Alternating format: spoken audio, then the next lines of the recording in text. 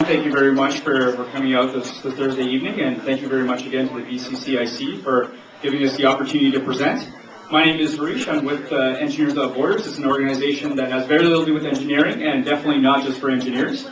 I'm just going to make 2 quick points on a couple of events that we have coming up, and then I'll pass it over to Christian Beaudry, who's going to talk about his experience overseas. The first is the Bridging the Gap conference, which some of you may have heard of. It's sort of the biggest international development conference that takes place every year, and we've got it here at the University of British Columbia on Saturday. The conference itself is sold out, but we do have just opened up a bunch of tickets to attend the keynote speech by Dr. Hans Rosling, as well as for an African drumming session and a fair trade fair that Fair Trade Vancouver is going to be putting on there. So it's definitely worth the time to come out if you get the opportunity, and tickets are available at bridgingthegap.ewb.ca. The second thing is our film night that's taking place next Thursday at SFU Harbor Center. We'll be showcasing the price of sugar, and just to add intrigue to it, I actually got a letter from the lawyer who's basically told us that not to believe a word that movie is talking about, and so I think that just increased the drama and the controversy with it. So hopefully come out and have a discussion around what the movie presents as well as what the points of the lawyer presents. So should be a great discussion.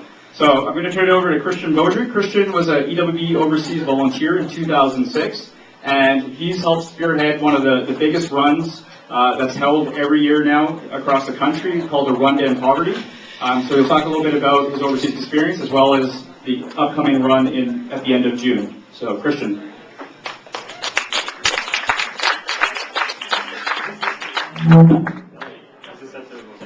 Awesome. Thank you very much, Harish, and thank you for setting this microphone free. I'll try not to get too much feedback for you guys.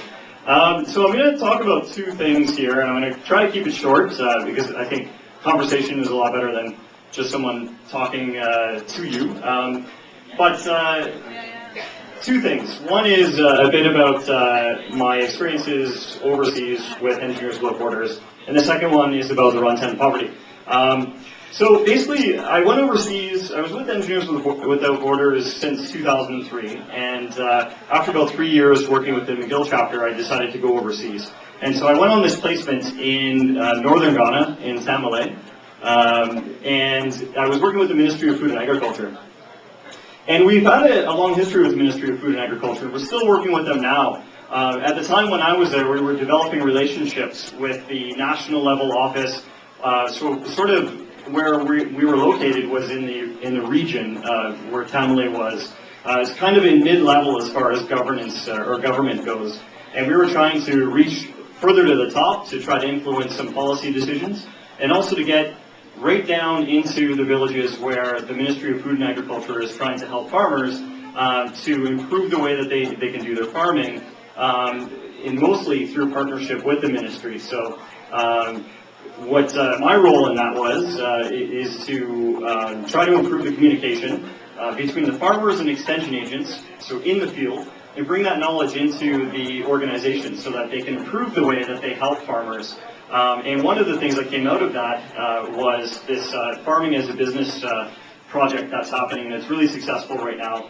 And that's something that's going on. It's one of the largest partner organizations that we have in Ghana, and we send volunteers from chapters all across Canada every year.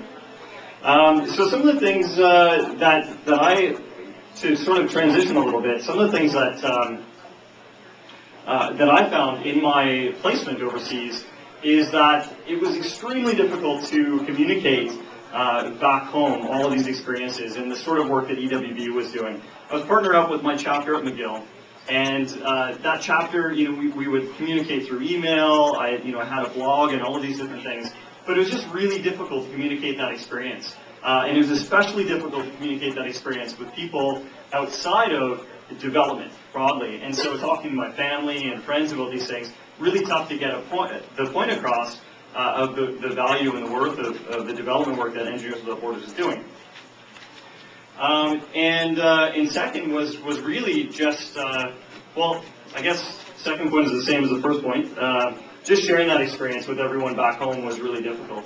And so I realized that I'm a runner. I've been running for a long time, and I had a lot of friends in Tamale who were really excited about running. So other friends from development organizations, but also all of my friends from Tamale, all of the local runners who were competitive runners.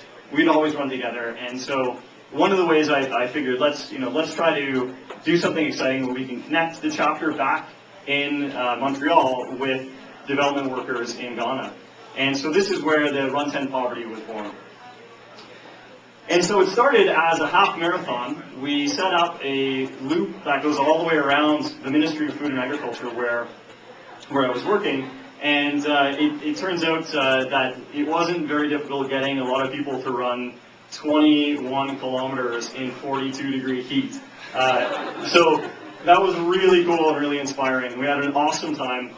And on the same day, we had runners in Montreal running with the extreme opposite condition of the cold, who came out, and it was a great activity. It was a good way to sort of connect people between Canada and Ghana. And so that sparked an idea: is what can I do when I get home to kind of take this to the next level?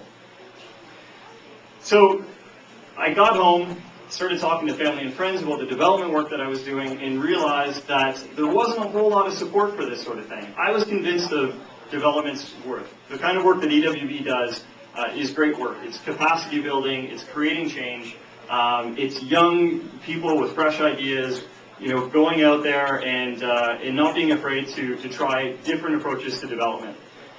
Yet I found it really difficult to communicate the value of that with family and friends and people I spoke with, and I realized that there are a lot of perceptions of development that I don't think are necessarily aligned with what's happening in the ground. And so communicating the value and the worth of development, and trying to change those perceptions really is something that I am taking on as a goal of mine. And I thought that one way of doing sort of attacking or tackling those challenges is by getting people rallied around sport and rallied around running. Something that isn't really development related, but it's something that everyone's excited to do. And I think we've all seen that the value of different organizations that do running teams and challenges and stuff.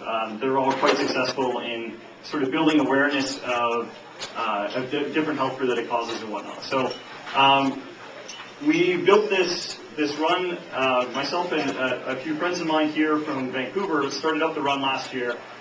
We ended up, you've probably seen like 18 different photos of it in the background that I haven't acknowledged, but there's the one where everyone's wearing orange t-shirts. Did you see that one yet? The big banner? So that was at the end of our race. We had a race where we had about 30 people that were in attendance, and we all had another race just afterwards in Montreal, raised a lot of money.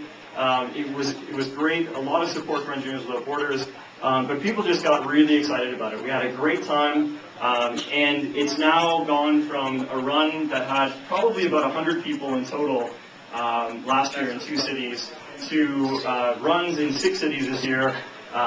We're having runs in Africa at the same time on the same days, and we're trying to communicate, we're trying to connect people in the different towns where EWB works with people here in Canada. So we're really taking it to the next level this year. How many people are runners here? Awesome. How many people know people who run? All right, so you are all invited to join us running. If you're a runner, you're already set. If you're not a runner, come on out and join us. We're going to be running. We do practice runs every week in a few different locations. We're kicking everything off next week.